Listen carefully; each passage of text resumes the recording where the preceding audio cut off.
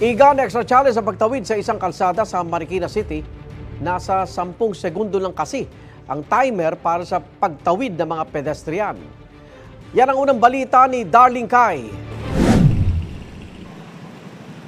Paulit-ulit ang paalala sa lahat na tumawid lang sa tamang tawiran.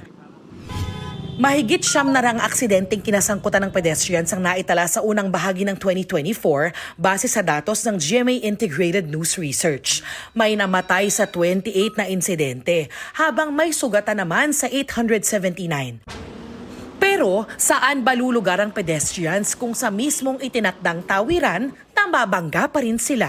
Ayon sa Republic Act 4136 o Land Transportation and Traffic Code, prioridad ang pedestrian sa may kalsada na may crosswalk o pedestrian lane, maliban sa intersections kung saan may traffic enforcer o traffic light.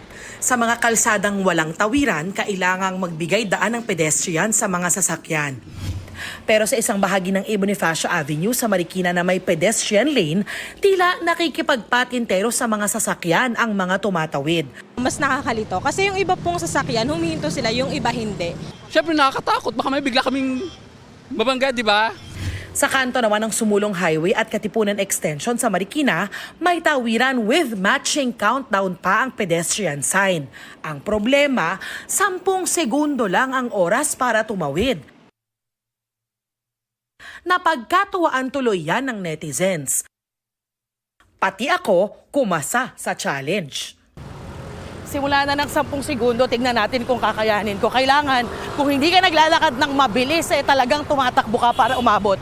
3, 2, 1. Umabot tayo doon sa timer. Saktong-sakto lang. Pero kasi isipin nyo, medyo bata pa ako.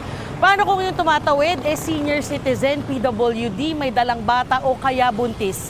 Kakayanin ba nila yung 10 segundo? Masyado maiksi naman yun. Di ba? Kung lalo na kung matanda ka, pareho ko, 85 na ako, hindi naman ako pwedeng tumatakbo. Sa isang mensahe, sinabi ni Marikina Mayor Marcy Teodoro na sa MMDA daw galing ang traffic light pero nag-iimbestigan na rin siya ukol dito. Sinusubukan pa namin kunin ang pahayag ng MMDA. Para kay Gus Lagma ng Automobile Association of the Philippines, may kakulangan sa pagpapatupad ng mga batas sa kalsada. Dapat laging maingat ang mga motorista lalo kapag nasa intersection gaya rito. Kapag intersection, dapat mag-minor sila. Di ba? So, it's safer to cross doon sa mga intersections. Bukod sa mga motorista, dapat responsable rin ang pedestrians. Sa isang bahagi ng Aurora Boulevard sa Quezon City, maraming tumatawid sa hindi naman tawiran at kahit may footbridge sa malapit. Malaki rin daw ang maitutulong ng mas magandang mga infrastruktura gaya ng signages at iba pang teknolohiya gaya nitong sa Makati City. Stop. Signal is red. Push button and wait for signal to cross. May sensor sa may pedestrian lane kaya mapipigilan ng tangkang pagtawid sa gitna ng traffic. Ito ang unang balita. Darlene Kai para sa GMA Integrated News.